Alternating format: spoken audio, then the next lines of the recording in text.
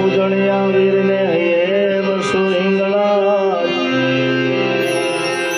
જપુરે જળિયા વીરને હૈયે બસો હિંગળા તારા છોરુડાની લાજ નૈન કરે દો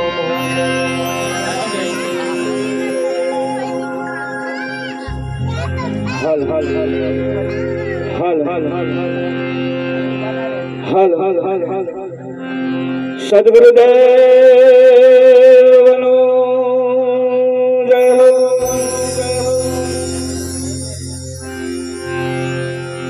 સત્ય સનાતન ધર્મનો જય હો આજુબાજુ ગયેલા તમામ શ્રોતાઓ ભક્તજનોને નમ્ર વિનંતી, આજનો પાવન કાર્ય અને પુણ્ય પ્રસંગ આમ તો સિંજીવાડાના સિજોડીપરા વિસ્તારમાં મોટો અમલો જેને કહેવાય, અમારા માતૃશ્રી ધનીબાના દેહ નિર્વાણ નિમિત્તે એમની શ્રદ્ધાંજલિના પુષ્પ અર્પણ કરવા માટે વિશ્વવિખ્યાત કલાકાર જેને કહેવાય, આમ તો એમને હાવ હોનાની હોકરે બોધીને લાવો ને તોય ના આવે, પણ છતાંય અમારો એક ભાવ એમને ખેંચી લાવ્યો છે. ખરેખર તો એક નાઇટ એમની 9 લાખ રૂપિયાની છે. જિગ્નેશ કવિરાજને બોલાવવા માટે એક નાઇટના 9 લાખ રૂપિયાની જેની નાઇટ હોય, પણ છતાંય એમનો કિંમતી સમય ફાળવી અને આજે અમારા આંગણે આવ્યા છે. આમ તો ચકલીના મારે ગરુડ પધારે, પરિસ્થિતિ એવી છે, ચકલિયાનું શું સ્વાગત કરી શકે જિગ્નેશભાઈ? ચકલીનો મારો દેવડો ના હોય જ્યાં ગરુડ મળી શકે, પણ છતાંય હરી ઈચ્છા બલવાન આજે અહીં પધાર્યા છે. ખરેખર અમારે પ્રત્યેની જે એમની લાગણી છે એને લાખ લાખ વંદન છે. આજે એ કલાકાર તરીકે નહીં, અને કલાકાર તરીકે આવું બોલાવવા હોય તો આવું સ્ટેજ ના ચાલે, પણ એ કલાકાર તરીકે નથી આવ્યા. અમારા પરિવારના એક સભ્ય તરીકે અમારો નાતો બધાને અજીબ લાગે કે ખરેખર આવું હોય શકે. મામા બાણાનો છે, પણ છતાંય કૃષ્ણને જેમ સુદામાને મિત્રતા હતી એવી અમારે પણ એવું જ છે. આજે અમારા વાંગણે પધાર્યા છે, સાથે અમારા કલાકાર વૃંદ પારસથી જે પધાર્યું તેમને પણ અમારા લાખ લાખ વંદન છે. ખરેખર તો અમારા વાંગણે આવવાના પગલા હોય જોઈએ, પણ છતાંય આજે પર્યા છે. અમારું આ આંગણું પાવન કર્યું છે, તો એમનું સ્વાગત કરીએ પહેલા, કારણ કે આપણે તો બીજું કશું કરી શકવાના નથી. અને બધાને કહ્યું તો બહુ નહીં તો તમને કદાચ એક ફૂલની પોંખડી અર્પણ કરીશું, બાકી તો બીજું અમારા તમારે કશું થાય એવું નહીં. તો અમારે જિગ્નેશભાઈનું અહીંયા આગળ ફૂલહારથી સ્વાગત કરવા માટે અમારે દશરથભાઈને વિનંતી કરીએ.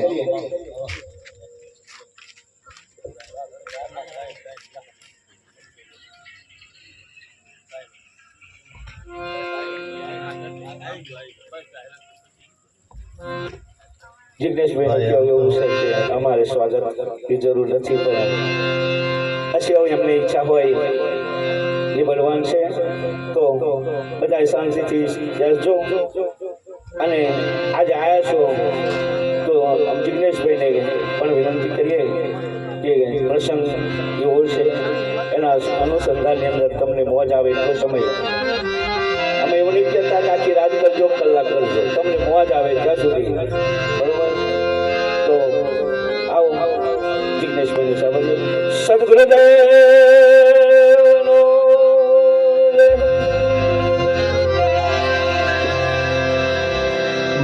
મરનાર તો મરી ગયા સદગુણ એના આંગણે મરનાર તો મરી ગયા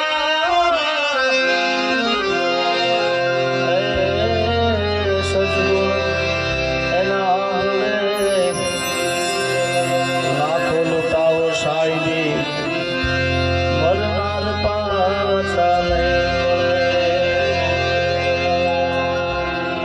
સિંજીવાડા ગામના આંગણે અમારે ધનીબાને શ્રદ્ધાંજલિ આપવા માટે આજે અહીંયા આગળ આવ્યો છું. અહીંયા આમ તો અમે એમના બારોટજી છીએ, રાવજી છીએ એમના, અને જેની સાથે અમારે મામા ભાણાનો સંબંધ છે એવા વર્ષોથી આગળ હું તો સિંજીવાડા ગામના અંદર આમાં ઘણા લોકોને કદાચ હું ના ઓળખી શકું પણ બધા તમે મને તો ઓળખતા જ હશો કે કદાચ આમાં ઘણા જોડે રમેલો હશો, અહીંયા આ ખેતરોમાં ફરેલો હશો. એટલે અહીંયા વર્ષોથી હું મારા પિતાશ્રી હસમુખ બારો, મારી માતુશ્રી એટલે સરલાબા અહીંયા ઘણું રોકાયેલા છીએ. અને આજે કોઈ કલાકાર તરીકે નહીં, હું તો સિર્ફ એક ભાણા તરીકે આવ્યો છું. અને કદી સિંજીવાડામાં કલાકાર તરીકે મામા આવવું નહીં, આવ્યો નહીં ને આવવું નહીં કોઈ. એનો બાળક જ છું, એનો ભાણિયો છું. વર્ષોથી એવી રીતે આવું છું. મારા પિતાશ્રીએ મને કીધું કે બેટા હું તો દરે ફેરે જાઉં છું, પણ આ પ્રસંગે તારે જવું જરૂરી છે. એટલે હું અને મારા ઘરના બંને જણા અમે આગળ આવ્યા છે બાને શ્રદ્ધાંજલિ આપવા માટે. અહીંયા અમારા રમેશ મામાનો પણ ખૂબ ખૂબ મારા ઉપર આશીર્વાદ છે. આ બધાએ મને નાનપણમાં ખૂબ મને સપોર્ટ કર્યો છે, મને ખૂબ રાખ્યો છે પોતાના દીકરા તરીકે. અને મામા અત્યારે તો દુનિયા રાખે ને, હવે તો જગત આખું રાખે આપણને. પણ જ્યારે આપણી જો કાંઈ ના હોય ને એ વખતે આપણે રાખે ને, એ સાચો સંબંધ છે. એટલે રમેશ મામા, અમારા નટુ મામા, નવરંગ મામા, અમારા મામી પણ એ બી હાજર છે. એટલે એક ભજનથી શરૂઆત કરું.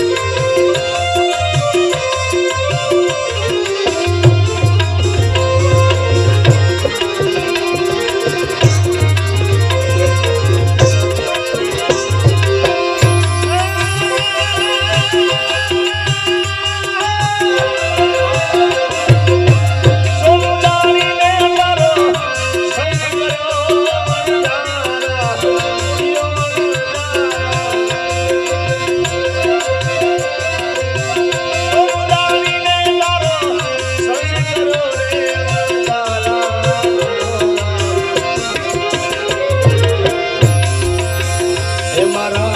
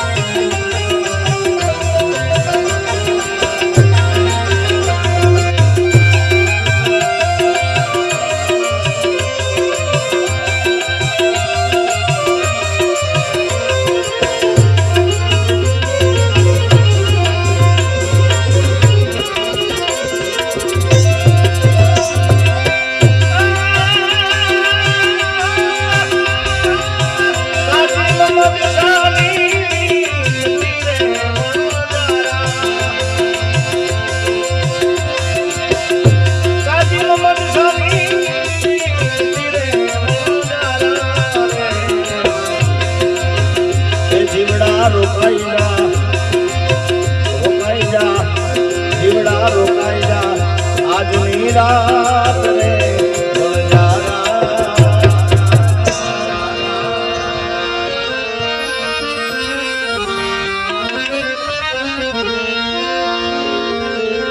આવા મીઠા રે ધનીબાને શ્રદ્ધાંજલિ આપવા આવ્યો છું. તમે મને ડાયરામાં સાંભળ્યો છે, ગરબામાં સાંભળ્યો છે, બેવફાના ગીતોમાં સાંભળ્યો છે, સાંભળો છો. પણ જે પ્રસંગે જ્યાં હોય એનું ગાઈએ તો ખૂબ સારું લાગે. એટલે ધનીબાને શ્રદ્ધાંજલિ આપવા માટે આવ્યો છે ત્યારે ખાસ મીઠા રે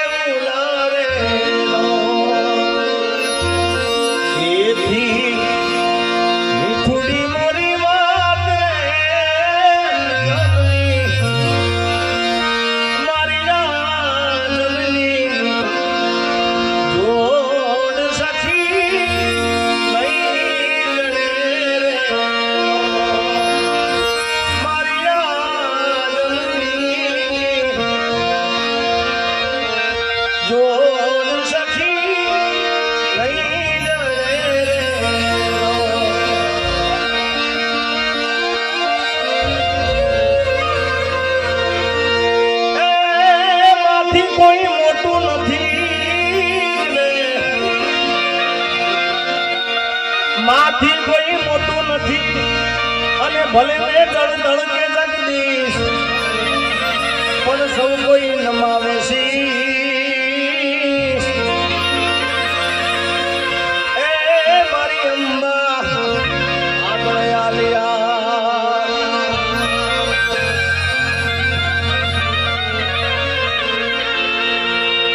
ત્યારે ધનીબાને શ્રદ્ધાંજલિ આપવા તમે બધા ભેળા મળ્યા છે. ત્યારે આ ભજન આ ભાવ કવિ કેદારની રચના છે અને ખૂબ અદભુત માનો આ ભાવ છે. તમે સાંભળશો તમને ખૂબ મજા આવશે.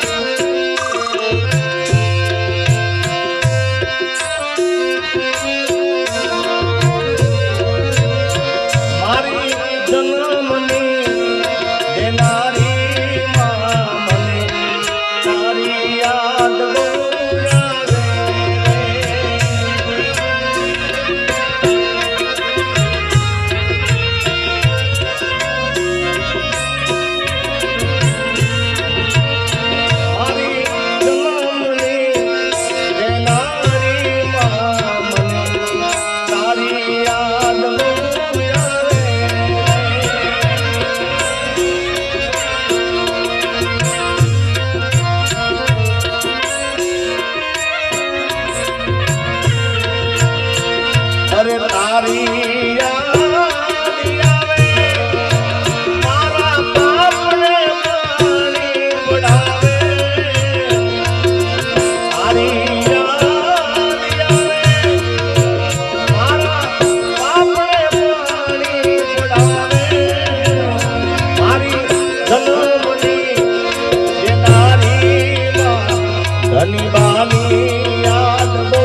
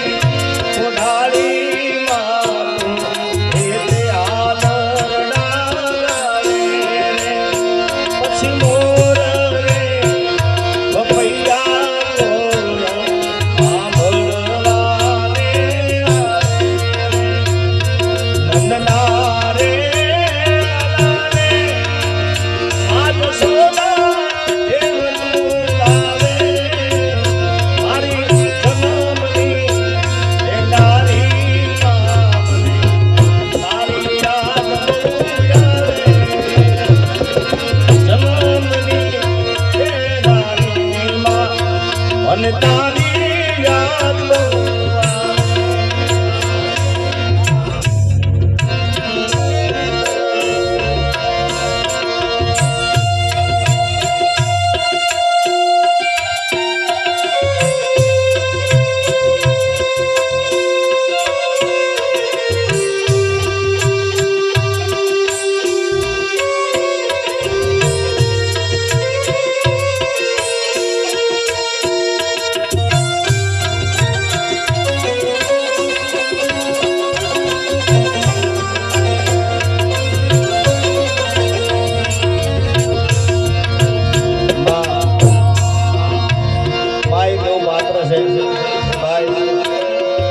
દીકરો 2 વાગે રાતના 4 વાગે મરોડી 2 વાગે કે 4 વાગે મરોડી આવે આખું ઘર સૂતું હોય ભાઈ પણ એક જ માં એવું પાત્ર છે જ્યાં સુધી દીકરો ઘરે ના આવે ત્યાં સુધી માં જાગતી હોય એટલે કવિએ લખ્યું છે